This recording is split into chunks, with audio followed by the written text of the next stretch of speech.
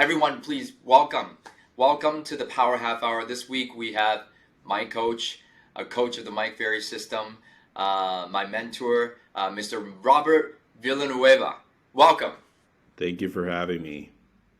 Thank you. I hope I didn't butcher your last name. How do you say it, by the way? The English version is Villanueva, and then the Villanueva. Spanish version is Villanueva. But good enough. Villanueva. There you Villanueva. go. Yeah, there you I go. might go with that. All right. Well, Coach, thank you. Thank you again for being here. We want to hear your story. You have sold 42 properties in your first year, 86 the second year, over 100 in your third year. Only legends do that. I want you guys to know how hard that is. How did you get your start in real estate, and how old were you? I was pretty young. I was right around 2021, and it's really interesting because I was one of the weird people that actually knew that they wanted to do real estate when they were like 14, 15 years old. That's Yeah, really weird, by the way. yeah, it Nobody is. says I want to grow up to be a realtor. I don't think. Not a lot of No, people. no, not at all. Well, I ended up actually, I didn't start out with real estate. I ended up going to school for real estate. I actually I started school at USC, went there for the purpose of being an accountant and then Oh, doing real wow. estate. I ended up working retail, and then I had the benefit of becoming what is known as a personal shopper. So I would attend to a lot of the higher end clientele. One of my Mm, clients was in real estate, and he said, "Man, you got a good skill set. You really should consider doing real estate as a full time career." And sure enough, I took the leap of faith, and I had to work hard. I had to work hard out the gates, and I had a good work ethic, and I just went at it. absolutely. But 42 deals in your first year. I mean, I don't know many people that do that, and especially way back. This how long ago is this? How old are you today? I'm 46. 46. So that's 25 years ago, Yeah. Well, I coach. started out as a lender. So I started out as a lender. I did that Okay. for about a year, and then about 7, 8 months after doing loans, I now jumped into real estate. Mm, And I'll share with you here real quick. Part of the reason I was actually blessed starting at the time that I did because the average sales price that I was selling was about 85,000. oh, That was the wow. average sales price. We were getting about 3%. And I was on an amazing broker split of 60/40. The problem is my broker got 60, I got 40. So Oh, yeah, and I was averaging about 11, $1,200 commission checks. Now, mind you, at the time, married, 3 kids, house, 2 cars. I was forced to do a lot of work oh. right early on. So I think you're saying you're blessed because you had the motivation and there was no option to fail.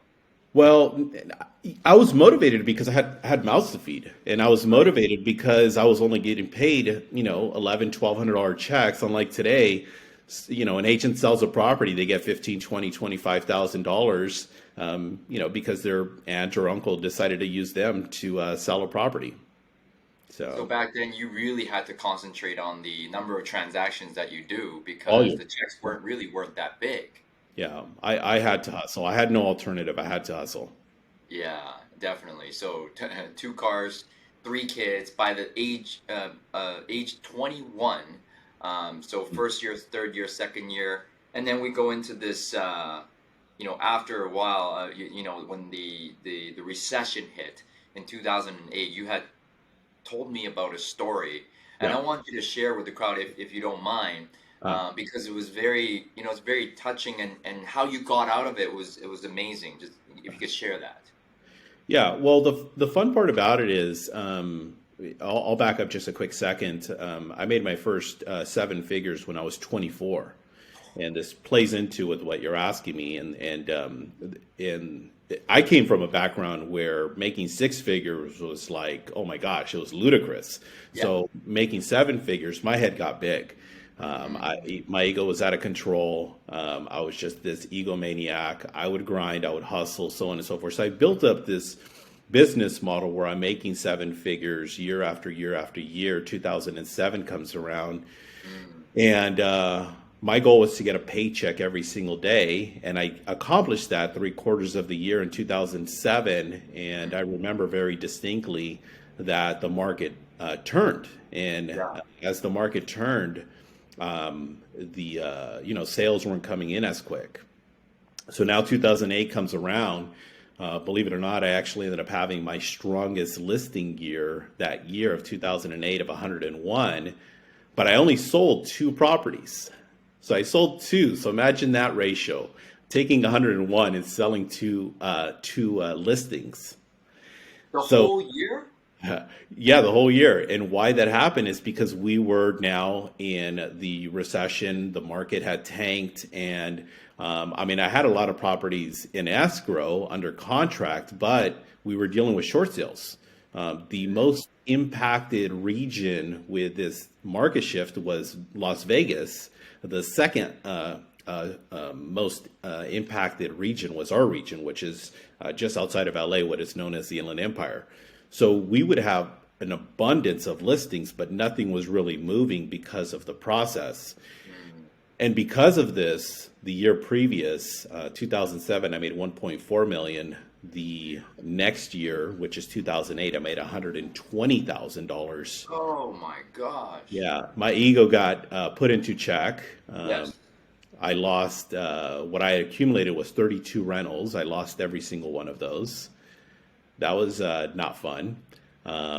Yeah, and then I went through selling what was, a beautiful home of my family, 6,500 square foot home on, an acre and a half, and just this gorgeous, luscious home. And, be transparent, I ended up basically getting foreclosed on that property. So I lost really everything. Oh my goodness, Coach. Wow. Yeah. So, you made it out of that, I did. right? Yeah. And what was that process like up here? Because very scary. Yeah, it was. I actually went through depression for, I was in bed literally for 3 months and not making income, and my wife was supporting me and basically almost, feeding me in a sense. And I was with Keller Williams at the time. And sure enough, what do when you have a person that has that type of a resume but isn't doing any production? Well, you make them a coach. So Right. I became a coach at the time, and where I was at, again, another a blessing in disguise is the people that I was working with and trying to coach. They weren't really enthused. They weren't really excited with real estate. They weren't really having this strong desire to excel. So I created a door knocking group. And in this door knocking group, the very first month, as I went to go take some of these agents, show them versus tell them, very first month, I think I took like 7 listings just going out and showing them, in a sense, the ropes. So I knew I had to get back into production, and I started working with now investors. I was looking for how can I get the quickest way to make multiple deals, and I started calling absentee owners investors, and I started working that arena. Oh my goodness. So you had turned it around and you pivoted. You I pivoted, did. but not before losing everything. I did. I lost everything. I mean, I literally had a $125,000 car that was repoed in front of the office that I owned, which was definitely not fun. And of course I'm sitting there making an excuse that, my car was going into the shop for some work, and I'm sitting there like, crying inside knowing that I was just about to lose everything. Oh my goodness. Yeah. What if any, Coach, during that time, what type of mindset work did you do to get yourself out of that depression? Yeah, it was almost by default. I mean, it's interesting how life comes at us, and what I mean by the default is, I was just looking for a paycheck, and that was just being a coach for a local office, and then going in that direction, and then I started talking to agents about the Mike Ferry system, and sure enough, I went to an event, and when I went to an event, one of my previous coaches was Matthew Ferry. I had the benefit of having Matthew as my coach. He just happened to be the speaker at that event, and he's like, "Dude, where you been? Why haven't I seen you around?" And I just got right back into coaching, and that, answer your question, is what really started turning it around when I got back into coaching. surrounding myself with great individuals and bigger thinking individuals. So really proximity as far as what you're saying, and hanging around people who are positive, who are, not focusing on the wrong thing. What year did you get back into coaching? It really didn't take too long. I left coaching pretty much about 2009, and then I got right back into it at the end of 2010. So it was about a little over a year that I took a break. And so before that, you were always with Mike. When did you start joining MFO? Yeah, I was pretty fortunate that I met Mike really early on. My broker introduced me to the Mike Ferry system. I don't know, probably 6 months into me becoming a realtor. So and day one, the very first event, Superstar Retreat, Palm Desert, gentleman that was on stage had $1 million watch, and I said I want to be like that guy. I went to the back, table and signed up for coaching that day. Didn't think about it. Didn't even think about it. That one watch inspired you. 1997, 98 then, right? Yeah, it was about 2000. 2000 is when I first started with Mike. Yeah. Wow. So you've been with Mike almost 22 years. How important is it to have a coach, Coach? Yeah, I mean, without a doubt. I mean, I have I'm an athletic background. I played baseball most of my years, and for me, having a coach was just second nature. So when I was in this business and I had the opportunity to be able to have somebody to coach me, I didn't even think twice about it, and I understood the importance of that.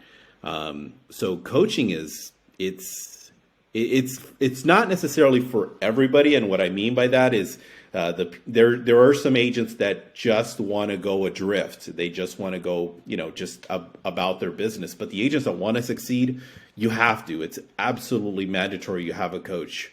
I've always been right between 3 and 4 coaches that I've had pretty much at any given moment.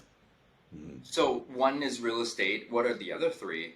They were always real estate related. But what I would do when in production, I had one that was more specific to, like, for example, I had Matthew Ferry as my coach, and he worked a lot with my skill set. He worked a lot with my mindset. And then I'd have a business coach that was a lot more on the systems side of things. And then I had some of the other coaches that we would work on other parts of the business, such as putting together the team. So there was always different coaches for specific things. My goodness, and it's all geared towards real estate, guys. 4 coaches Robert had, and how much did that cost you on a monthly basis? It would be about 3,000 to 4,000.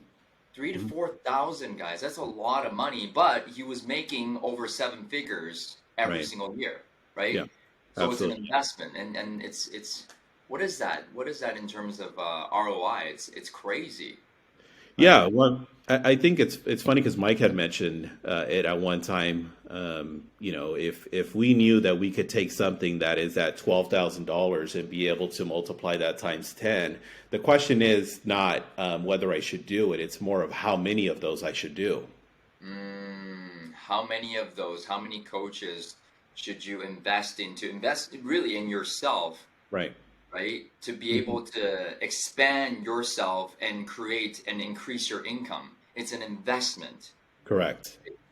I always get asked this question. What's the difference, Coach, between a coach and a mentor? Well, in most cases, a mentor is basically going to be just somebody who can kind of guide you and give you a little bit of direction based on what their personal experience is. Where a coach, we take a lot of pride in the Mike Ferry system, where as a coach, we coach off of a very specific system. So when I'm coaching somebody, I'm coaching them off of the system versus with what Robert's doing, how I'm doing it. And because that's what people pay for. They pay for the Mike Ferry system. They don't pay for the Robert system. Yeah. Right. So a mentor is basically someone who's done what you want to do, but not really coaching you from a system, just basically sharing his experience. Exactly. A couple of steps ahead of you. Now, a coach is coaching from a specific system. Correct. Yeah. Got it. So where are you right now, Coach? I mean, years and years of selling real estate, crushing it, and then becoming a coach. Where are you right now in your career? Yeah, actually, it's really interesting at the timing of this, this interview is I recently just sold my real estate company literally just about 30 days ago. I'm still full-time coach for Mike Ferry, so I do that is my primary source. I'm also working now with a Century 21 company, helping them grow, their bottom line with production as well. The next thing that I'm looking forward to is getting into the expected window of the next 2 to 4 years of this down market and really looking heavy on investments. So my focus is going to be a lot geared towards investing, whether that's fixing, flipping, or for that matter, looking at just simply buying and holding for the purpose of my long-term portfolio. Amazing. Well, congratulations on the sale of the business, and now you're not tied to anything. Now you're free. Basically, yeah, Yeah. exactly. Yeah. Good for you. Good for you. So, how do you create then longevity in the real estate business? If you are just selling real estate, do you think that can create longevity, or do you need to do something else to change it up, like what you did? No, I really think it's going to be each their own. For Mm, me, production, I got burnt out. I got burnt mm, out with production. I remember, sitting there and going through the listing presentation one day and talking to a seller, and I said at the end of my presentation tonight, one of three things that's going to happen, and I just said, yeah. you know what? As a matter of fact, I'm probably not going to be the person for you. And the reason that happened to me is just because, dealing with a lot of investors, expireds, for sale by owners, there's not a lot of gratefulness from certain clients. So working Mm, in a certain arena, I kind of got a little bit burnt out. So with individuals, if they're looking at building longevity in the real estate career, I think the first thing you'll have to determine is where is your business going to come from. And mm, one of the mistakes I did was not going after my database the way that I should, eventually ah, became a strength. And part of that was my burnout. So if you identified the sourcing of where your business can come from and you master with whatever that is, it's going to allow you the opportunity to succeed. And the other thing too is that we get paid by the our ability to converse, our language of sales, our skill set is absolutely vital, and it's something that any individual, regardless of the longevity and what direction you're going, you got to invest in your skill set. That's a big, big, big mm. part. I think so too. I mean, it's always about, Mike says skills, mindset, activities, and actions. Right. And that's why we got to keep working on those. But at the same time, guys, to avoid burnout, really spend your time in your fire, which means is Yeah. what you're passionate about. If, calling for sale by owners is your wax, you Mm. absolutely hate it. Don't bang your head against the wall. Do something that you like to do Right. about the business, in the business, and do that. So that's great advice. Robert, Coach, as the market is changing and it Mhm. keeps changing, Yeah. what advice do you have for agents in this market to move forward in the next couple of years? You said next 2, 3, 5 years is going to be this market. Yeah. The biggest advice is you got to create a schedule. Mm, And in that schedule, you got to follow it to a T. And while you're putting that schedule together, you also got to look going back to, like I mentioned, your skill set. The amount of people that I coach and the amount of people that I've had the benefit of coaching, the people that are actually taking the time and investing in with what their skill set is while they're focusing on their schedule is going to allow them to continue to excel. Another key thing, which is absolutely vital for realtors, is their database. Uh, mm, it's kind of an interesting division. Great agents like yourself and a lot of great agents that I have the benefit of speaking and engaging with is they understand this. High level producers, their database is absolutely vital to their business, and that is the sustainability of going through a softer market, or for that matter, even an aggressive market. And then the opposite of that, when agents are not excelling and they're struggling and they're just going, one deal, no deals, one deal, no deals, they fight their database. They don't call their database. They don't go after them the way that they're supposed to. And then they find themselves wondering why they're struggling. I I always say this. I think agents who are reluctant to call their own database, which is Hmm. your gold mine, essentially, I Yep. think they're rejecting themselves before even having the opportunity to have their clients reject them. Why Yeah. don't we call our database, coach? It boils down to two reasons, and it's really simple. Number one is the most common. We don't know what to say. We don't know what to Ah, tell them. We don't know what to tell them. Well, there's this script, there's that script, there's this other script, but we don't apply it. We don't learn the skill on how to, relay the message. We don't understand that skill set. And then number two is our ego, which is mm, probably the biggest thing. And the reason why the ego shows up, and some of you might be sitting there saying, well, what do you mean by ego? Yeah, the ego. When we're calling people, we don't want to sound like we're desperate. We don't want to sound like as if though we need the business. But yet, some of you are sitting there struggling and you haven't had a deal in like 3 or 4 months and you do need the business. Call these people. So, yeah. So it basically boils down to ego. And number two is going to be that of not having what to say, which is that skill set. again, it comes back to skills, guys. You got to work on your skills to pay the bills. How do you coach an agent to let go of their ego? Because ego is one of the biggest problems in real estate. I don't think we talk about it enough. How would you coach someone to let it go? It's easy because ultimately, that's what I love about going to the Mike Ferry events because Mm. there's always somebody who's bigger, someone who's better, someone who's faster, who makes more money, who's, a lot better looking. I used to be the young buck in the crowd and now I'm the older guy in the crowd. So, when your ego is leading, you got to look at great people like yourself. So, you got to be able to, that's where comparing sometimes can be a benefit that, Yeah, hey, I'm not there. Hmm. right. And I think, yeah, if you want to get humble, there's always somebody who's doing more than you. Like you said, there's always someone who is stronger than you, taller Yeah. than you, better looking, Yeah. right? I just noticed this time when I went in July to the retreat there, I saw Dominic Nicoli, Yeah. and he was just going about his thing, with a little backpack, and he was just, "Hey, John, how you doing?" And the guy makes millions in real estate, but he has no ego, Yeah. right? Because he attends those things and he wants to learn. So Yeah. I think also, would you agree that being exposed and learning new things is a way of getting rid of ego? 100%. Yeah, absolutely. And the other thing too is a little bit it has to do with our background. When we come from really nothing and we start to become something, we actually think that that's it. That's the plateau. That's why the exposure of what you're talking about is vital to keeping that ego in check because when you're having, a $30 steak, but then you go to, dinner, which we've had the benefit of and sharing, $250 steaks, it's like, oh shoot, wait a minute. That $30 steak is nothing. That's not the same. So we got to expose ourselves to other people. Absolutely, absolutely. Mhm.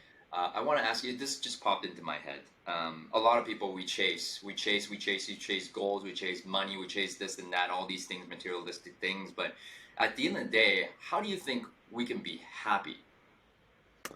Yeah, it's an interest. That's a very interesting question because that's part of where I'm at with this whole selling of my company. Mm, And being in a position of like what truly does make me happy, what does make us happy. mm, And one thing that I would like to encourage everybody to do is always looking at their goals. There's an exercise that I like my agents to coaching clients to do is what I call is 1 year, 3 year, and 5 year goals. We mm. look at the business goals, we look at the material goals, we look at the personal goals, and sometimes we don't really think we know with what it is, or sometimes we do think we know with what it is that inspires us. And other times we have a goal, but it's really to impress the Joneses. We really have to do some soul searching. Yeah. I'll give you the quick little 30-second version of that. I had a coaching client probably about 7 or 8 years ago. Beautiful vision board. Right smack in the middle of this vision board was this Lamborghini, $500,000, $400,000 green Lambo. And I asked the guy, "Hey, what's the most exciting goal on this vision board?" And he goes, "That Lambo." Well, the problem is that he had 5 kids, lived in an apartment, didn't have a house, and I'm like, dude, your goals are not in proper alignment. That's a impressing the Joneses. We got to get you a garage first, and let alone we got to get you a house. So, Yeah. yeah.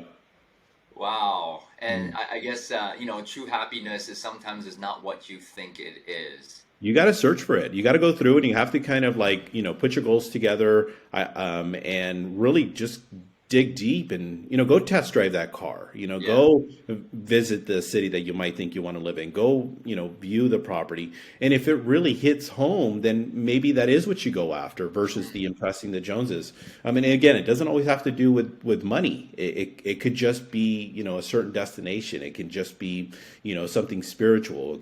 It could be, losing weight. It could be, running a marathon.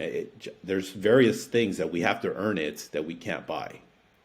Absolutely. Some of the things that you need to write all these things down, things you want to do, things you want to have, and places you want to go, and dig Right. deep on what you really want and Mhm. what's going to make you happy, right? Because at the end of the day, success without fulfillment is the ultimate failure, which Tony Robbins always says.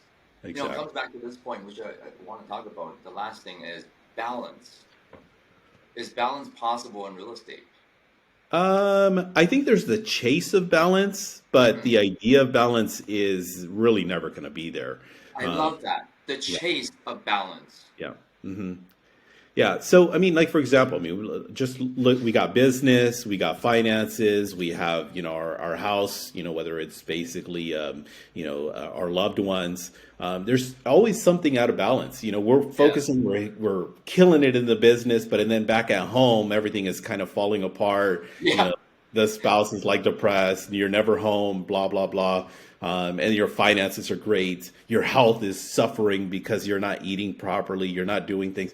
So it's this constant imbalance.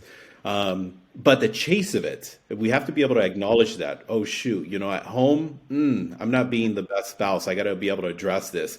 You know what? My health, I've been going through that McDonald's drive-through line one too many times already.